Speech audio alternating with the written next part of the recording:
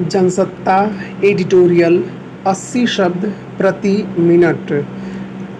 Dictation 5 second बाद शुरू होगा। Ready start. ऊर्जा के क्षेत्र में आत्मनिर्भरता आज केवल आर्थिक आवश्यकता नहीं बल्कि राष्ट्रीय सुरक्षा और रणनीतिक स्वायत्तता का भी आधार बन चुकी है। बदलती वैश्विक राजनीति, तकनीकी प्रतिस्पर्धा और आपूर्ति श्रृंखलाओं पर बढ़ती निर्भरता ने स्पष्ट कर दिया है कि जिन देशों के पास अपनी तकनीक और उत्पादन क्षमता है वही भविष्य की वैश्विक आवश्यकताओं में निर्णायक भूमिका निभाएंगे। भारत ने परमाणु ऊर्जा के क्षेत्र में पिछले साल 7 दशकों में ऐसी ही क्षमता विकसित की है, मगर प्रश्न यह है कि क्या देश अपनी इस उपलब्धि को नीति निर्माण के केंद्र में रख पा रहा है या विदेशी तकनीक का आकर्षण भी स्वदेशी आत्मविश्वास पर भारी पड़ रहा है। यह प्रश्न इसलिए भी महत्वपूर्ण है कि भारत की परमाणु यात्रा सामान्य नहीं रही।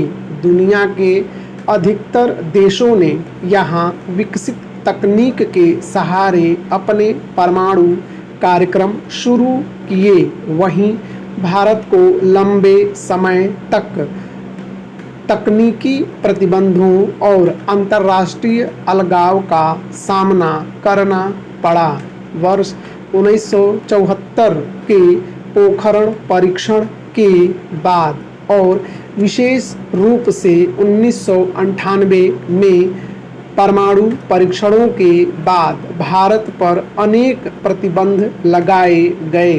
परमाणु ईंधन, उन्नत उपकरणों और महत्वपूर्ण प्रौद्योगिकियों तक पहुंच लगभग बंद हो गई।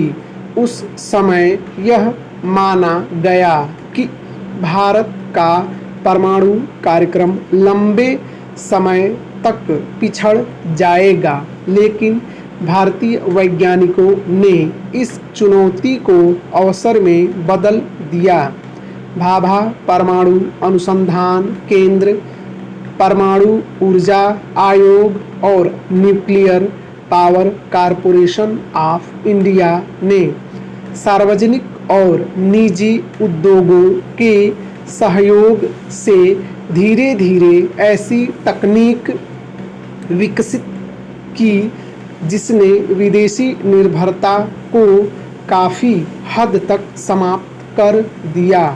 रिएक्टरों के डिजाइन से लेकर भारी उपकरणों, नियंत्रण प्रणालियों और सुरक्षा तंत्र तक भारत ने अपनी क्षमता से विकसित की। वर्ष 2008 के भारत अमेरिका असैन्य परमाणु समझौते ने भारत को वैश्विक परमाणु व्यापार व्यवस्था में सम्मानजनक स्थान दिलाया और यूरेनियम आयात का मार्ग खोला। इससे उन परमाणु बिजली घरों को राहत मिली जो ईंधन की कमी के कारण अपनी पूरी क्षमता से काम नहीं कर पा रहे थे, मगर इस समझौते की एक ऐसी व्याख्या भी सामने आई जिसमें यह मान लिया गया कि अब एक